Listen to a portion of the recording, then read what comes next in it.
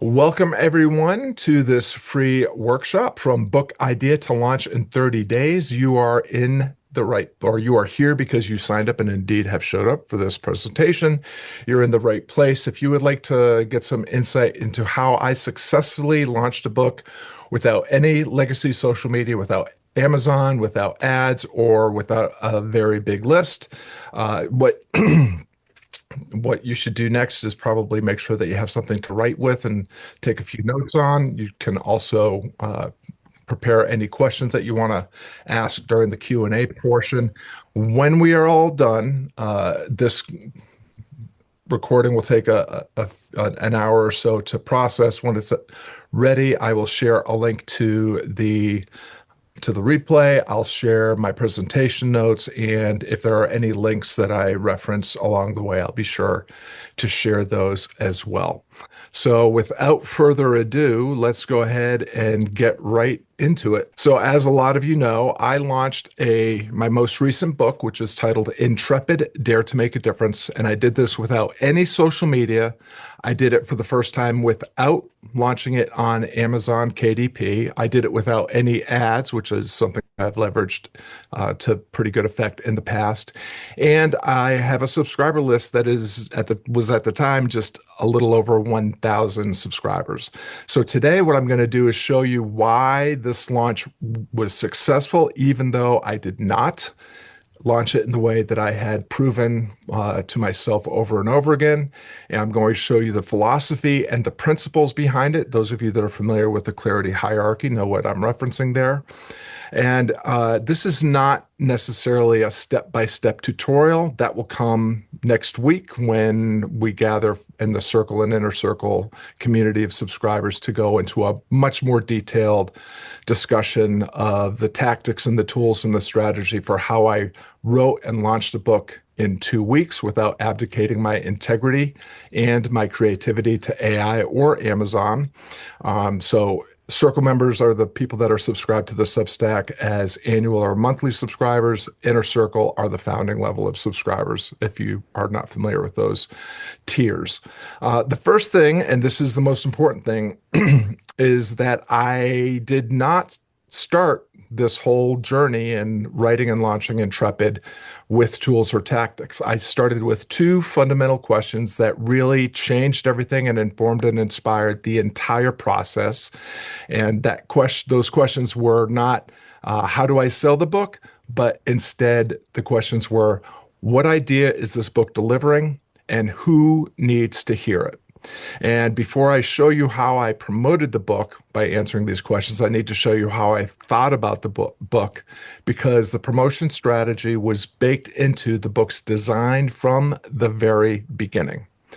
So let's begin by talking a little bit about what a book that matters actually is. So the philosophy question is, what do I believe? What do I believe to be true? What do I believe? And the question that I was asking myself about the book is, what is a book really?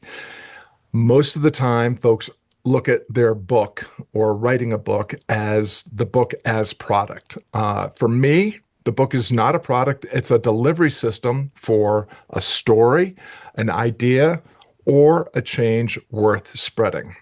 And while most people do look at a book launch like a product launch, where they will build it, then figure out how to sell it. And that's the great trap of writing a book. A lot of folks hear gurus saying you have to write a book. It's authority building. It's your business card and all these other things.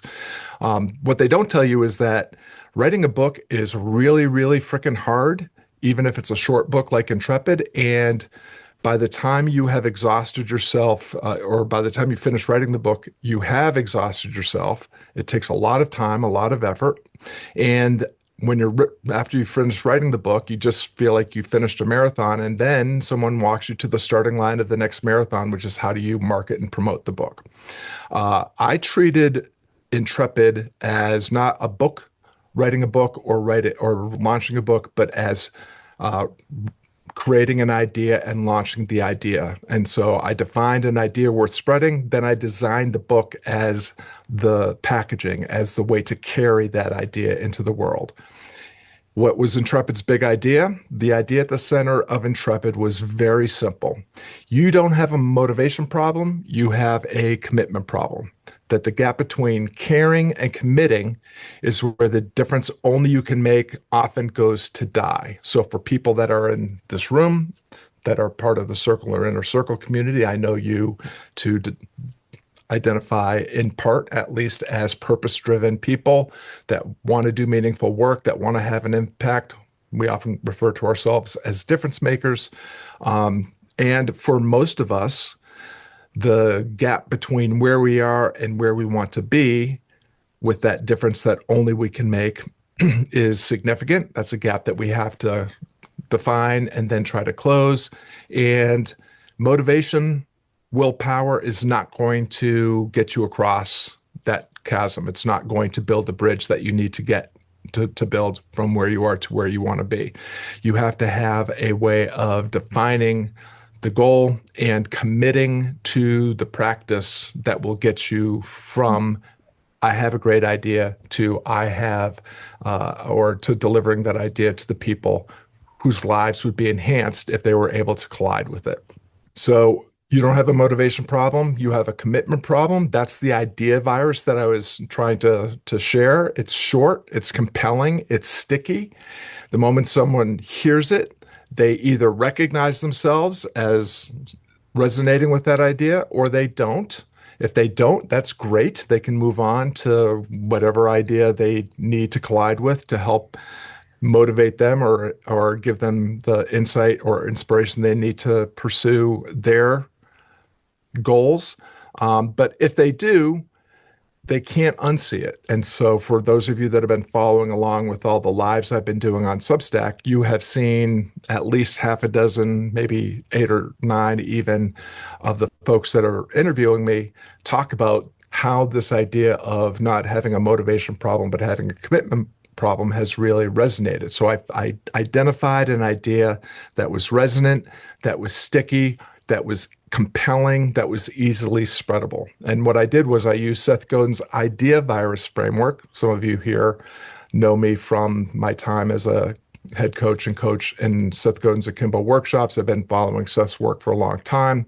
I've worked with him both as an Akimbo coach and an alternate Alt MBA coach, but also on some other projects like the goodbids.org project. And I spend a lot of time reading and rereading Seth's work, and the idea virus framework is one that we've talked about quite a few times in the circle and inner circle community, because it helps you identify and pressure test an idea before you create a single piece of content, whether that's a social media post or a PDF or checklist or guide or something like that, or even just something like a book.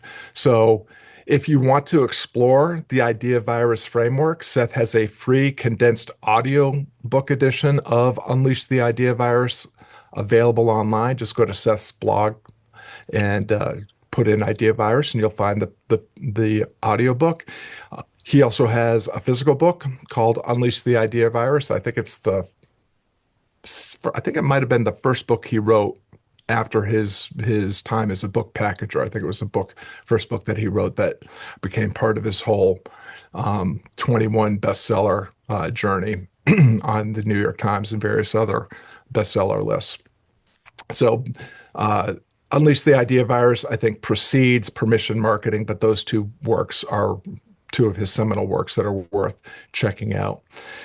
If you are in the circle or the inner circle, there is a full workshop replay of how to create your own idea virus, a little 1-line, 2-line manifesto of the idea that you're trying to spread, the difference that you're trying to make. That includes a worksheet and a custom GPT that you can use to walk through the process. Instead of taking 10 hours to try to do it using Seth's book, you can do it in about 10 minutes with the worksheet and the GPT. So once you have the idea, once you have clarity of the idea that you're trying to put forth in the world and trying to connect with the right people, the people whose lives will be enhanced by colliding with it, you need to answer 3 questions that will define everything else: the writing, the structure, and the promotion. And For those of you that know me through my time coaching the marketing seminar, you probably know what's coming up here. We are talking about Seth Godin's marketing trifecta. If you're not familiar with the marketing seminar or the marketing trifecta, Seth put it all in a book called This is Marketing. The marketing trifecta, as the name implies, is just 3 questions. And I'm going to teach the entire framework another time. There's already a workshop that's published and available. For those of you that are free subscribers, all of these workshops have extended previews that you can check out. What I want to do here is just show you how answering these 3 questions informed and inspired Intrepid's success as a book and through the book launch. The 3 questions and what they gave me. The first question is, what change am I trying to make? This is not what the book is about. It's the transformation on offer for anyone that collides with and engages with the ideas inside the book. So for Intrepid, I did not say I write about purpose. Purpose would be just a topic that I'm writing about. The transformation on offer is moving someone from a frustrated but well-intentioned difference maker to becoming a committed practitioner who ships meaningful work. That's the before and the after. That's the change. The second question in the marketing trifecta is, who am I trying to change? And the who needs to be specific. You're not trying to change everyone. You're trying to change specific someones. And I'm not talking here about ideal customer avatars. I'm not talking about digital marketing BS around trying to create a little AI image and give them a name and post all their demographics and all their psychographics. That's all stuff you can do. It's stuff that I've done in the past that has actually been able to work, but it's a lot of effort to create this fictional persona and dial it into the point where you're actually generating content that resonates with the kind of person that rhymes with that persona. For Intrepid, I was writing for people who feel the tension of untapped potential. They feel called to make an impact. They're allergic to the performative hustle that they see on social media, and they're tired of borrowed formulas, blueprints, roadmaps, etc. The people that I'm writing for are people who care deeply, but haven't converted that caring into committed action. The third question is, what promise am I making? This is not hype. This is not a power offer. This is not a no-brainer offer. I'm not saying, hey, you can earn $10,000 a month in less than 30 days or double your money back. I am offering honest results that I know that I can deliver. For Intrepid, my promise was, if you answer the 27 questions, it's actually one question, do you care enough to commit? And ask 27 different ways. If you answer the questions, what I am promising readers is that they will have sharper self-trust, clearer commitment, and a practical path. And by picking a meaningful goal, building a purposeful practice, and keeping the promise even when it's hard themselves, they will be able to close the gap between where they are and where they want to be as purpose-driven difference makers. No magic, no hacks, no blueprint, checklist, no framework, adopting of somebody else's framework necessary. You can do this. My promise is you can make the difference only you can make in the way only you can make it by actually playing your game on your terms without compromise. The payoff from answering the marketing trifecta questions is, before I wrote a single word of the book, I already knew exactly what the change the book was going to promise, the people who it was written for, and articulated the specific promise that I was making to those people. And that clarity didn't just shape the writing of the book, it shaped the entire promotional path and all the promotional decisions that followed. So here's how you can apply all of this to your project, whether that's a book project or maybe it's just a little handbook like the one I wrote. Maybe it's something even smaller. Seth has discussed the marketing trifecta in the marketing seminar, and this is marketing. There's a free preview of the workshop around the marketing trifecta that we discussed in the Circle and Inner Circle community for subscribers. Circle and Inner Circle members get the entire workshop along with the worksheets, along with a GPT prompt put in the Cornerman app. Again, you can walk through the marketing trifecta questions for your own writing project in under 10 minutes if you are a Circle or Inner Circle member. If you're a free subscriber, you can go get Seth's book and work through this stuff on your own. So how did I turn the clarity that I just found through the marketing trifecta and through my idea virus into a launch strategy without any social media, without Amazon, and without ads, and a list of only 1,000 people? The the permission asset is the strategy. The list that I had was my entire strategy. Again, what do I believe? What's the philosophy behind all of this? Seth Godin writes about this in Permission Marketing. A permission asset is a group of people who have raised their hand and said, yes, I want to hear from you. I trust you enough to give you permission to deliver anticipated, relevant, and personal messages to me. And this has nothing to do with your impressions on social media. This has nothing to do with the follower count that you have on Substack. This is trust earned over time through kept promises with people who are opening the emails that you send for your newsletter, for your Substack publication, or maybe it's just from through marketing emails. My permission asset was 1,000 subscribers, which is not a very big number, but these are the people who have opted in, opened my emails, and who already have familiarity with and a relationship with my ideas and the way that I show up and do my thing. So it's not really, I don't think of it as a small list as much as it is a mobilized list of people that are eager to hear from me and interested in the ideas that I have to share. The principle that I'm using here, the thing that I know to be true, is that you don't just use your own permission asset, you borrow the permission asset of other people. And this is the part that I see a lot of folks miss. I see some of the folks on the call who I have worked with or am working with miss this opportunity, is that you can ethically and generously and with integrity tap into the permission asset of other people if you structure it as a mutual benefit and not as a favor that you're asking.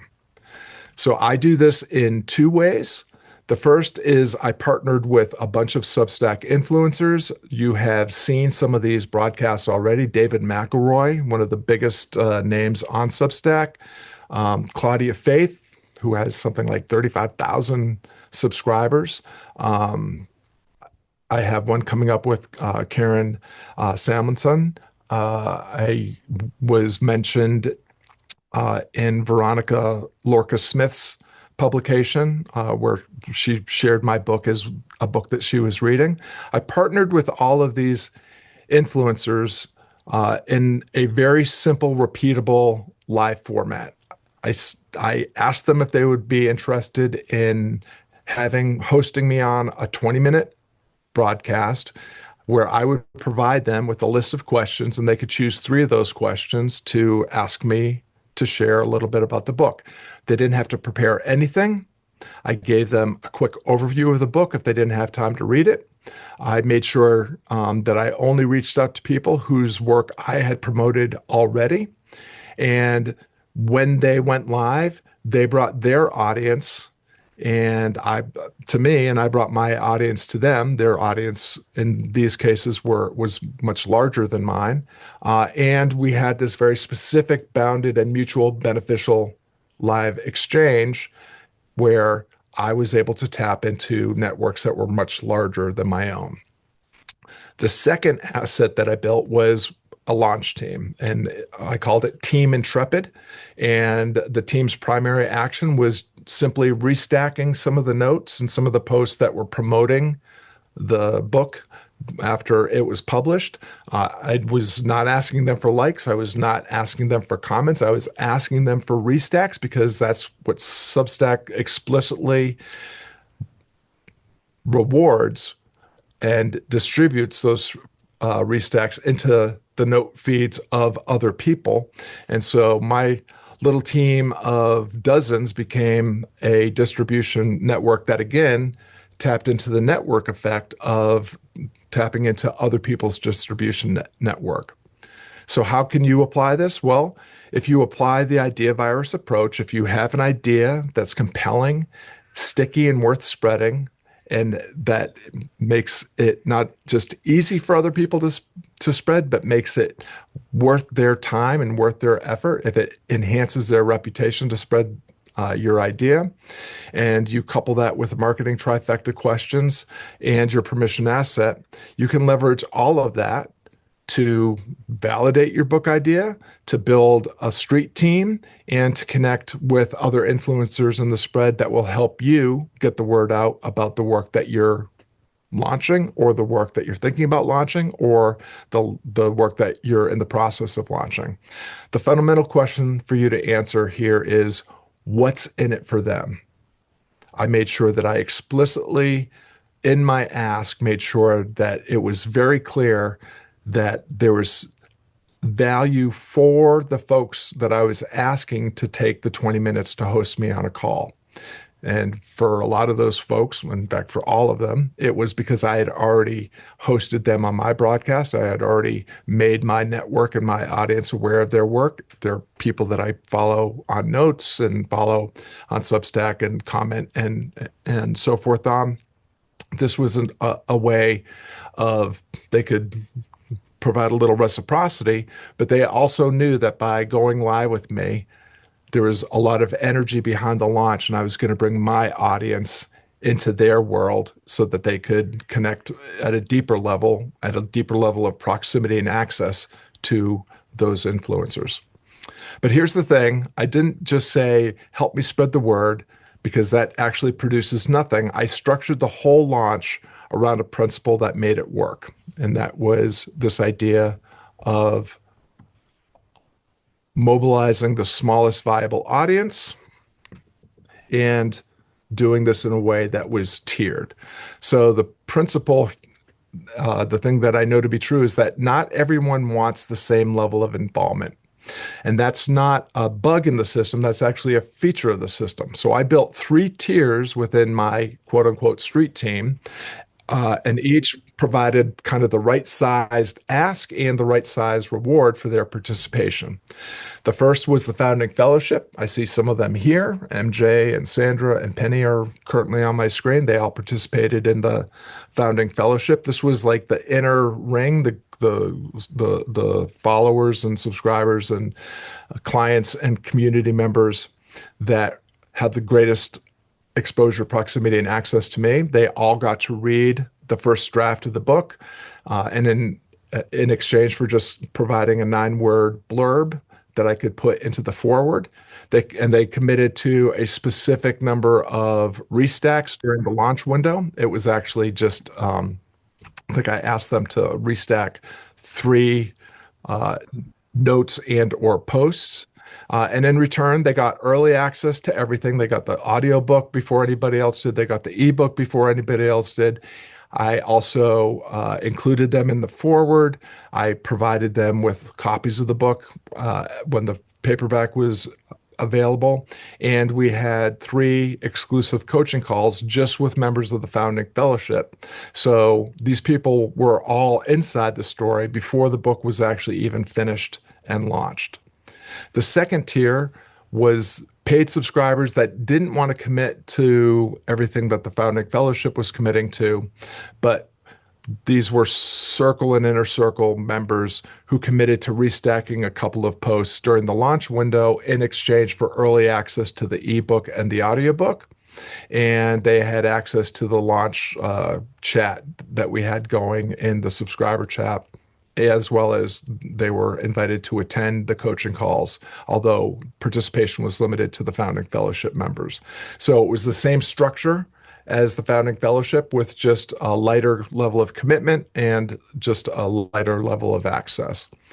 And then the final piece was the free subscribers who got the introduction and part one of the book early. And the only thing they had to do was restack with OneNote during the launch window. So it was a very low barrier, which just provided me with a little bit wider reach. So the principle here is the specificity is the engine of action. Every ask was bounded. It had a clear boundary, clear boundaries and guardrails. It was all happened within a specific date timeline, a time horizon, and it was purposely made to be very doable. I wasn't just saying, hey, tell all your friends about my book. I said, hey, if you post 2 restacks with a note between March 6th and March 20th, here are the rewards that you're going to get. And what I found is that people will follow through on a specific commitment rather than just drift on a vague one. The other principle is that assets prevent vagueness. So some of you saw the notes that had little blurbs, little quote images, and that those were easily swiped. And I also included notes, text that they could add to those. And without those, even your most enthusiastic supporters will just default to kind of bland, vague, hey, that's a great book, check it out type of comments. If you give them some scripts or templates that they can follow, they're going to post more meaningful comments and be more likely to actually share the content and do so with a little bit more enthusiasm. So that's the philosophy and principles behind the launch. And let me give you the shape of the strategy now, just to see how the pieces all fit together. And then we'll get to the Q&A. So this is the architecture of the strategy. The launch was not just a day. The book was released on March 20th. It was the vernal equinox. But what I did was I created 4 weeks ahead of the publication day and 4 weeks after the publication day. So it ran from late February through early April. And I broke it into 4 phases. Phase 1, this was when I was still drafting the book. I built the team that I was going to rely on to validate the book idea and also promote the book by creating the founding fellowship. I recruited the members. I collected the blurbs. I launched the chat and opened it up for those folks. Then in phase 2, I equipped the team with early access to the book, early access to the audiobook, gave them the quote images that they could share, held the lives that they booked the live broadcasts with the influencers and members of the community and with my clients. Phase 3 was the actual launch window, the 2 weeks of coordinated restacks, lives with the influencers and team members, and the daily notes. And then phase 4 was the days after the publication, which involved one final ask, which was basically just help me find the others. And that's when the team restacked a final note about the publication of the book. I shared the testimonials. I shared live clips from all the lives that I had done on notes.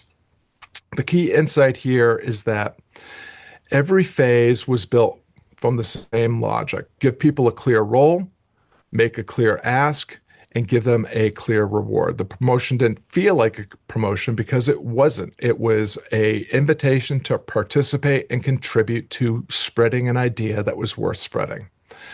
So the principle here is that the platform is the strategy. I didn't fight Substack's scaffolding or architecture. I leveraged it. I used free posts to build trust. I used the paid tier to deepen the relationship. I used the chat to create community and culture. I used notes as a distribution network. I used restacks as the leverage and lives as the catalyst or the accelerator. And the book was the bridge linking all of those pieces of the Substack architecture together. So I know some of you are thinking that's great for the launch, but what about the book? How did you actually write it? That's what's coming next. So a week from today, I'm going to host another workshop for Circle and Inner Circle members where we will talk about how you can actually create your idea and your launch strategy in as little as 2 weeks. Just for transparency's sake, I actually, for those that don't know the backstory, the whole reason I wrote this book is because my daughter-in-law, well, for those that don't know, my whole business is organized around being full-time daycare to my grandsons. So my wife and I take care of our grandkids 5 days a week, about 9 hours a day. And in order to do that, I have designed my business so that I can work for 2 hours in the morning before they get here from 5 to 7 a.m. and put in a little bit of time in the afternoons while my wife and I juggle the kids back and forth. And during 2 weeks over the winter, we didn't have school because of the snow. And so there was a 2 week period where we didn't have the grandkids coming over. And I literally was losing my mind because I was so bored because I had nothing to do. So I decided to make good on a promise I had made myself several years ago, which was to write the third part of a trilogy that began with my books Endeavor and Onward. And I literally came up with the idea, shared the idea, started building the team, validated the idea, started writing by creating a basic architecture. We'll talk about all of this in the next workshop. Created the idea virus that I wanted to get across through the book, answered the marketing trifecta questions. I'll show you how I completed that whole process in very little time, how I used a GPT to help me refine the architecture of the book, just create the scaffolding. And then over the period of 2 weeks, I wrote for an hour and a half, 2 hours a day, finished a 100-page book in less than 2 weeks. So we'll talk about all of that next time. But just to give you a little bit of the highlights, here's what I believe most purpose-driven solopreneurs get wrong about writing a book. They think that they need to start writing, and that's actually not a good idea. If you are on this call, and I'm just looking at the folks that I can see, you all have been writing a book for years. Whether you know it or not, you have been doing what you do and becoming the very best in the world at doing what you do in the way only you can do it for a very long time. And so every framework you've developed, every client you've ever coached, every post you've ever published, every conversation where you explained your process, that's a book. It's already in your head. And the problem isn't writing it. It's creating the scaffolding. And then I'm very fond of saying, because I've written several books very fast, most of my books have been written in under 30 days. It's like, I don't write a book in under 30 days. I've been writing a book for 62 years. I type a book in 30 days. So I use the idea virus framework. I use the marketing trifecta to define the book's intent in just a few days. Then I use Claude AI, not to write for me, but to create the architecture and the scaffolding of the book, create the 3-part arc.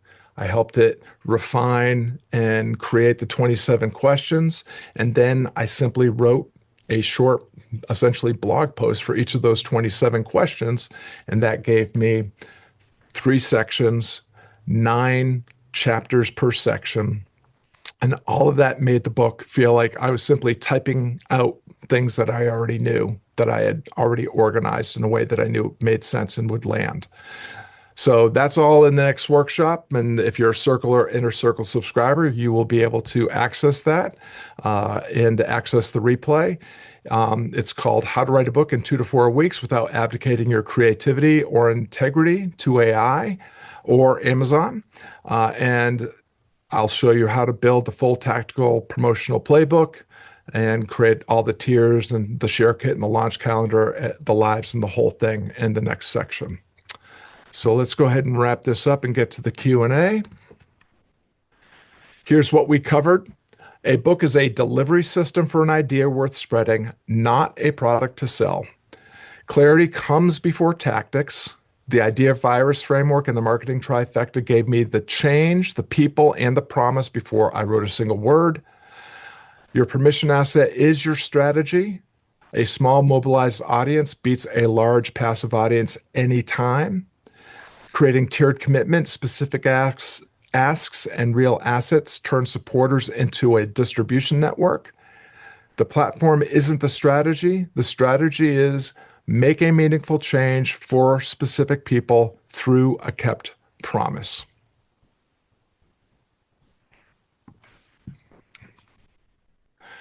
If you want to go further, if today gave you any clarity, the frameworks that I referenced, the idea virus and the marketing trifecta are already available.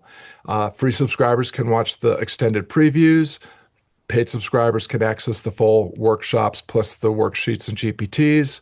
I'll share those when I share the replay. I would start there. And I just want to interject here something that I'll cover in more detail next time. But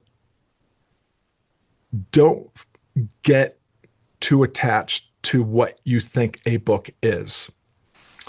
For those of you that have been paying attention to my notes and to the subscriber chat over the last few days, you've seen that I've been, now that I'm kind of got the Intrepid already out there, launched to the world, I'm going back through some older IP. The Art of Encore Living is a book that is exactly 38 pages. And I am re-leveraging that work. And in just the past few days, I have added 30 free subscribers and 3 paid subscribers just by repurposing a book that shares 9 ideas over 38 pages. That's a book. My very first book was a 3-page pamphlet that I launched on Amazon. I know some of you have it. Penny, I can see you here. I know you have it. It's called Isn't That Interesting? And it's just basically a way of how to overcome fear, how to overcome anxiety, how to embrace possibility and step into your potential through asking a very simple question that has 3 parts to it. A 3-page exercise that makes a meaningful change for a specific kind of person and delivers on a promise like overcome your anxiety in less than 3 minutes is a book. It's an idea worth spreading. It's an idea worth sharing. It's an idea that will enhance the lives of the people that collide with it. So don't get all hung up in, well, this all sounds great, Scott, but I can't write a 100-page book or a 300-page book or whatever it is. You can start very, very small. You could literally start with a 3-page document. I think I've already covered the rest of the things that are here. If you want the full workshop replays, those are available in the Circle. For Circle subscribers, free subscribers can access the extended previews, the worksheets, the GPTs are in the inner Circle vault. They will also be released to the Circle next week when we have the workshop. And that's where the principles and tools will be available that you can use to launch your first 3-page book, 30-page book, 300-page book. And if you want to do the deep dive on how I wrote the book in weeks and how I built a promotion playbook piece by piece and how you can do the same, that's next week, same bat time, same bat channel for Circle and Inner Circle subscribers. And here's the final question that I want to leave you all with. It's the same one that I asked in Intrepid. Do you care enough to commit? You don't have a motivation problem, you have a commitment problem. And it is literally as simple as making the decision and acting on the decision that you care enough to commit. And with that, I'm going to stop the screen share. So I came in at 40 minutes. So I'm counting that as a victory. And in Scott time, that's actually less than 30 minutes. So there you go. That's my story, and I'm sticking to it. So I'm free for about the next 25, 30 minutes. If anybody wants to ask any questions or make any comments or share a bad joke, or it's a good Thank looking bunch. you. We can all just sit here and stare at each other. You're welcome. Is that Thank you. Shannon? Yeah, it's awesome information. You're very welcome. So are you going to rethink your book, Shannon, and make it just 3 pages long?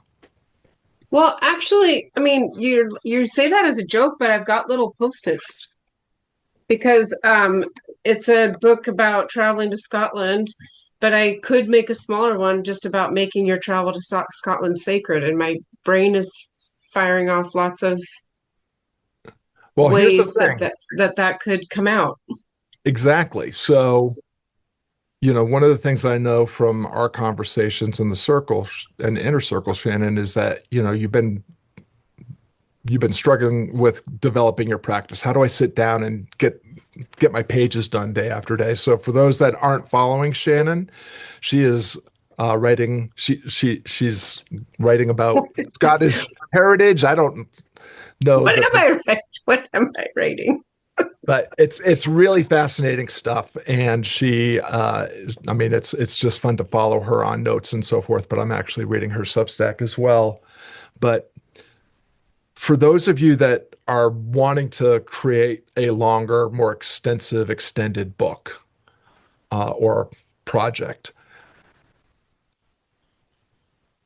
doing those little projects like you just were sharing, Shannon, like creating a 1 page or 3 page, here's how, 10 things you need to see when you visit Scotland, or here's 3 reasons why you should book a trip to Scotland in 2026. Like you can start to think about those kind of things, and they become big time levers in terms of getting people interested in your book before you even publish your book.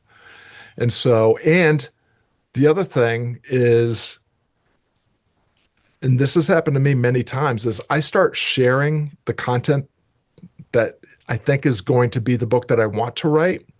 And then I start getting feedback from my subscribers, and they basically tell me that they want me to write a very different book. And then I can make a decision. Do I want to write the book that I want to write, even though nobody wants to read it? Or do I do a little shift? Do I make a little pivot and write the thing that people are already asking me for? And I will tell you that if you think that, I'm an artist and I only do what I want and take it or leave it, that's fine. I'm a, art for art's sake is a beautiful thing. But if you're worried about feeling rewarded and motivated by writing something that somebody else is asking for, when you start making money, giving people what they actually want, suddenly it becomes something that you become increasingly purposeful and passionate about. So just throwing that out there.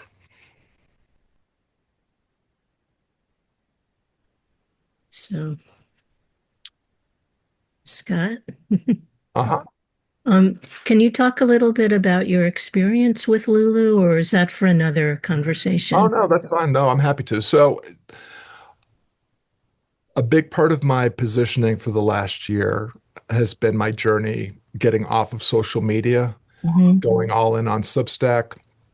About a month ago, I read a book by Cory Doctorow called Enshittification, which talked about all the ways that Amazon has become evil. Um, and even though I have had real success launching books on Amazon and leveraging social media and leveraging ads on social media, um, like a lot of folks, I'm just tired of Amazon's BS. I can't even though I pay for the privilege, I can't even watch a movie without getting 6 ads in the middle of it. So I decided that with this book, I would just try as an experiment. Can I do this without launching on Amazon? To be transparent, if you haven't noticed, I've quietly also released it on Amazon. There's strategic reasons for that. Amazon still provides a portal into my world, and there are readers of mine that prefer Amazon and ordering on Amazon or using the Kindle.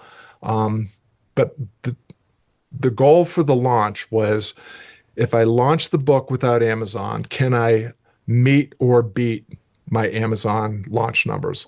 My best-selling title ever on Amazon, and I've released several bestsellers on Amazon. Here's the dirty little secret. They've all sold about 100 copies on publication day. It doesn't take that many units sold to get a bestseller badge from Amazon. Mhm. So 100 was the number I needed to beat. Lulu provides the print on demand feature that Amazon Publishing also makes available. You do have to have your own what is it called, ISBN number, or Mhm. but you can also publish Yeah. without it. I chose to publish on Lulu without it. Um, their turnaround time was just as fast. The Mhm. quality of the book is just as good, Mhm. and the percentage that you make per book is on a $15 book about $1.50 more than I'm going to earn on Amazon. Mhm. So I couldn't be more happy with Lulu delivering on all the things that I wanted. What it does not do nearly as well as Amazon is promote the book, through organic means. Like when I publish on Amazon, I always show up next to Seth Godin or Michael Bungay Stanier or the other people that are, whose universe I hope I am rhyming with. Mhm. Um, and there's no access to like Amazon ads or anything like it with Lulu. Mhm. Um, but, by and large, I mean, I certainly have no complaints when it comes to having used Lulu. I would highly recommend them with the caveat that you are giving up um, some marketing and promotional features. Yeah. And the size of the universe as well. Exactly. Um, but I was really impressed with Lulu's site. It's very clear. I was impressed with the look of your book, the production. Well, thank The paper is really good. I don't know if you use the 60 pound or the 80 pound or I think um, it was a 60 pound. I basically all of my books, I go for a glossy cover, and I go for the step right below the highest end when it comes to paper quality. Mhm. And I use I don't know what it's called, the non-glossy paper for the Yeah, interior. uncoated. Yeah, uncoated. Thank you. Uncoated. Yeah. Could you just one more question about this? Could you set your price or do they No, you set your formulate price. it? You set your price. Okay. All right. And that's actually a good question, Judy, because it is a question that comes up quite often. I've played a lot with pricing over a number of books. I'll honestly tell you that for me, $15 for a $100 paperback is on the higher end Yeah. compared to Yeah. most. Um, I also include a link that gets you the ebook and the audiobook. Mhm. So I feel like the price is justified. I also, and this is true for pricing, whether it's a product or a service, people are not buying the the the packaging and they're not even purchasing the information. Mhm. They are purchasing the transformation that they want to Yeah. experience, Yeah. which Yeah. is why I go for books that are 100 or less pages Mhm. because people will actually read it. And if Mhm. they engage with it and activate it, they will actually experience the change. Um, and I think on Onward, I priced it at $10, Mhm. sold 100 units. With Intrepid, I priced it at $15 and I sold a little over 100. I think it was like 112, 113 units on publication day. So, and I make, I think I make $8.50 per book on Lulu. I'll make $7 or so on Yeah. Amazon. And that just you're not going to like, don't count on your book income to actually make a significant dent in your revenue goals. I joke that, I sell enough books every month to take my wife out to dinner.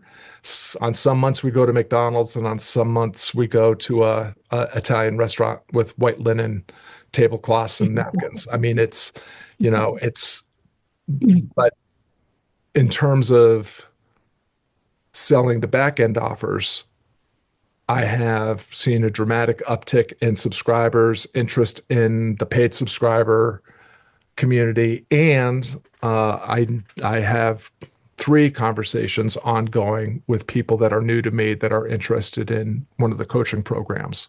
And that's the real benefit, because the lifetime value of someone that purchases a coaching offer from me is somewhere in the neighborhood of $3,000 or $4,000. I'm happy to give away $15, knowing that I have a chance that someone is going to over time invest, you know. As you know, I'm an editor, so I'm always scouting for my clients. And I think Lulu looks good also for people who are doing illustrated books, Oh, yeah, yeah. need the higher quality production, which I think is impressive. I have one more question on Uh-huh. Amazon. Um, First of all, it's a really good deal that you're offering the book, and the audio and the digital edition for the 14.99 amount. Are you doing the same on Amazon, or can you only sell one thing at a time on Amazon? Amazon, if you are in the KDP Select or something like that, you are Mhm. committing to only sell on Amazon. I do Yeah. not. I didn't check that box when I launched Intrepid on Amazon, Mhm. and I'm not using Amazon Audio. I did use whatever the service is. It's the same one that Seth Godin used, 11 something. 11 Labs. 11 Labs. I used 11 Mhm. Labs to create the audiobook, um, mostly because I had to expedite the audio. Writing a book is really hard. For me, narrating a book is really hard. It's 10 times as hard as writing. When I provided the audiobook for Onward, I literally thought it was going to kill me. I will eventually do my own audiobook narration for Intrepid, but and just to get it all out and not give myself a heart attack, I just went ahead and used 11 Labs. Um, KDP now offers a feature where they have a narration service that will create, use AI to create an audiobook edition if you want to do that. So yeah. And I know of at least 2 folks that have done coloring books using Lulu, and they are thrilled. I have one friend that has created a journal on Lulu, and they are thrilled as well. Mhm. Okay. Juliet, you're very welcome. Good to have you here, Judy. Juliet says, fantastic. Glad I joined. Love your approach, especially on the marketing side. First time author, just published this week. Congratulations, Juliet. Started with Amazon. I think that's a great place to start. Super easy. My next step is to get them out with Ingram Spark. I looked at them as well. I plan to publish a photo companion book for the paperback, but that will be expensive. I still have a good bit of to learn. Cool. Yeah, thank you, Juliet. Yeah. So, yeah, companion projects. How many people here downloaded the reader's guide along with the book? Paul, Judy, cool. Yeah. So, like, things like that, they're kind of nice to have. I didn't invest like a ton of time in all that because in general, I find that people they either want the audiobook or the paperback, or the fewer people want an ebook than a paperback or even the audiobook in my experience. So all of my effort goes into that. But when you're doing the companion pieces, just I would say it's worth validating the interest before you invest the time and effort into the companion work. But what you're describing, Juliet, sounds really, really interesting. MJ, what you got? Two quick questions, Scott. I assume, because you refer to it often, that one could insert a different word for the word book, like project, initiative, class, seminar, whatever the thing is. And I think I've gotten that from Seth over all these many days. The great thing about the idea virus is it really is an idea, and how do we package and ship it? And this seems very relevant. Am I right about that? Absolutely. Okay. Um, There's that. I mean, I'm not a book author at all, but I have found Intrepid and everything in Creative on Purpose such a help in framing my ideas, my initiatives, my projects, and launching them into the world. So there's that. And then I guess my second question really is, how are you defining success for yourself? that's a great question. Um, so interestingly, my daughter-in-law published her first book uh, just a few days after we didn't know that each other was writing a book. It came up, I think, so it came up during my son's birthday, so it was like around March 13th. And she wrote a romance novel. She started publishing on Wattpad. I don't know if anybody here is familiar with that. It's for people that are much younger than most of the people in this room. It is kind of for the romance serialized young adult content crowd. She is since published she grew an audience on Wattpad of like thousands, launched on Amazon. She is 2-3 weeks into her launch. She is still earning hundreds of dollars a day. I'll earn hundreds of dollars, period. So, and so if I were measuring, to your question, MJ, if I were measuring success compared to another, like, and Seth Godin's releasing a book, he's going to sell thousands of copies on his launch day. Like, there's no comparison. No worries. For me, success is I begin, and this is, I think, so MJ referenced Idea Virus and the marketing trifecta. You should use those two frameworks for any meaningful, significant piece of content project that you're creating, whether it's a course or a talk or a coaching program, a consultant offer, class, whatever. Like the frameworks are really super helpful for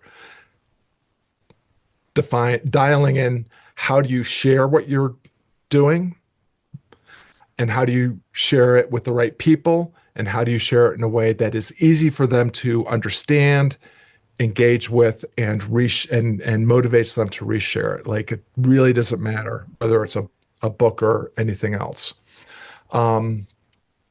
And I would plug for you, Scott, that Idea Virus GPT is really worth anyone's few dollars to subscribe, because that thing is God. money. It is so great. And if you want to crystallize your idea really well, it's fast, it's correct, it's just great. It's a great tool. Yeah, I am very proud of the Idea Virus GPT. I mean, you can crystallize your idea, whether it's for a blog post, a book, or a global cause, in just 10 minutes. So thank you for that, MJ. Yeah, when it comes to success, so those things will help you create the idea and the packaging to start validating the offer with the people that you've defined as who you want to change. I'm a big fan of first 10. If I get 10 people to commit to the thing that I want to build, I will build it. My very first book is called The Stoic Creative, Before I wrote a single word, I created an Amazon sales page, and I told all the people that were telling me I should write a book, I'm writing a book. Here it is. You can buy it for $10 now. You can, pre-sale it. 11 people bought that book before I wrote a single word.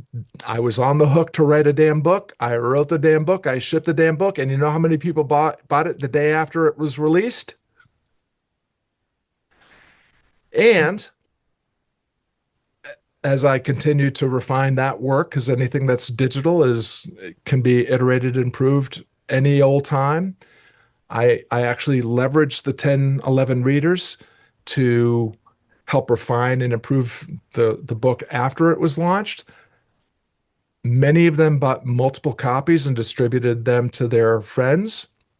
That book continues to sell copies every single month.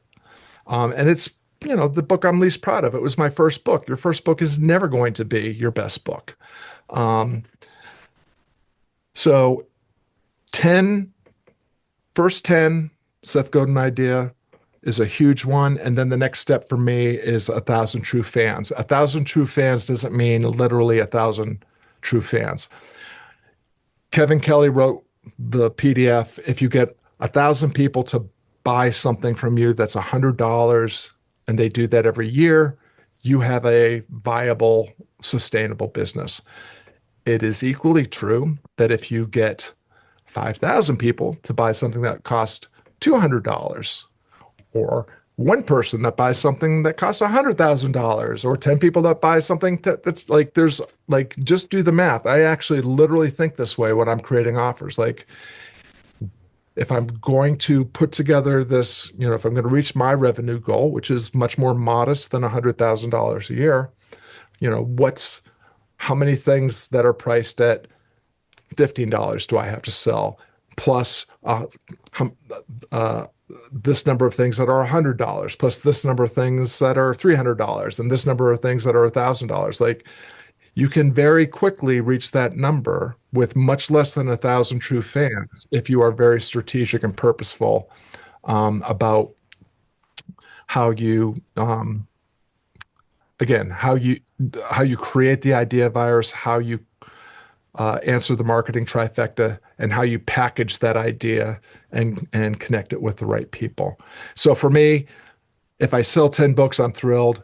Success for me, to be clear, MJ, I was very determined to sell at least 100 books. I wanted to prove to myself that I could sell 100 books without Amazon.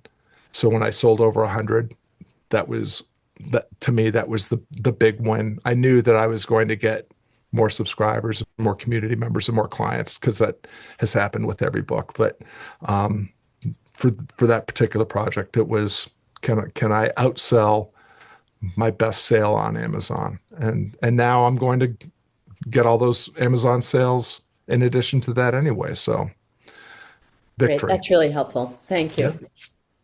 Yeah. Sandra.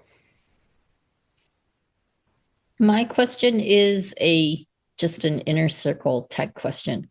So I made it as far as partway through the forever offer ChatGPT.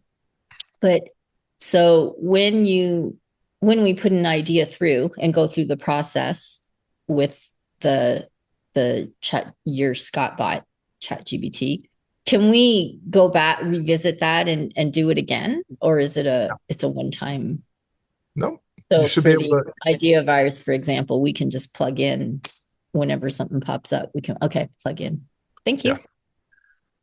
The idea virus GPT is what is it? The idea virus architect GPT that you all have access to as inner circle members is probably the GPT I use the most, even more than my own super powered Scott bot, which is the corner man. For those that aren't familiar, the circle and inner circle members have access to a coaching bot built entirely of my IP, so they can take any of the ideas that they are getting from the Substack, and often with a prompt that I include for paid subscribers, they can put the prompt in and work through and come up with what they need to come up with in just a matter of minutes by using the Scott bot. Somebody, I don't think they're here, but Lisa was asking about there is a publicly available GPT called the Bootstrap Builder. It might be called the Weekend Bootstrap Builder. Go to the GPT store and you can find it. And her feedback was that the GPT did a great job of ideating bootstrapping ideas, but it did not do a great job of pricing her artwork appropriately.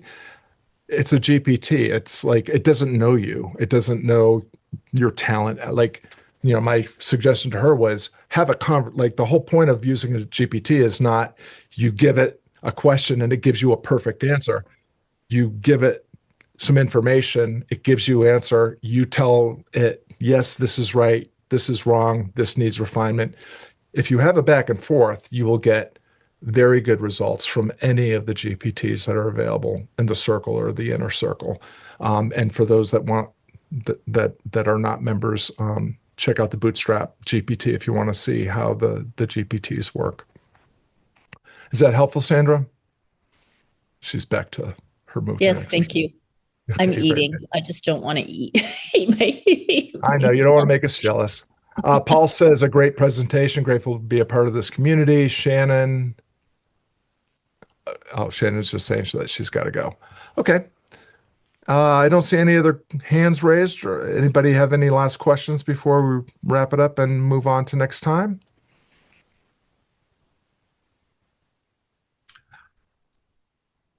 So just to put a bow on it all, again, to MJ's point, it doesn't matter if you want to write a book or just create a decent lead magnet or some sort of asset or resource that you can use to attract more subscribers. If you check out Seth Godin's Idea Virus audiobook, it will give you everything you need to create an idea that is compelling to the people that you want to reach and put it into a package that is easy for them to understand, engage with, and spread. The 3 marketing trifecta questions will, if you answer what change am I trying to make, who am I trying to change, what promises am I making, if you do those 2 exercises, you will have all the information you need to start testing whatever your project or endeavor is with real people, validate the idea, get the information you need to iterate or improve that idea if necessary. And then if you want to revisit this replay, there's some good insights on how do you generate some excitement and some support for that product, service, idea ahead of the launch, so that when you're pushing it out into the world, you're actually leveraging the power of collective momentum. The biggest danger for purpose-driven people that are independent operators or solopreneurs is this idea that just because you're a solopreneur, you have to do everything yourself. Just because you're doing everything yourself doesn't mean you have to do it all alone.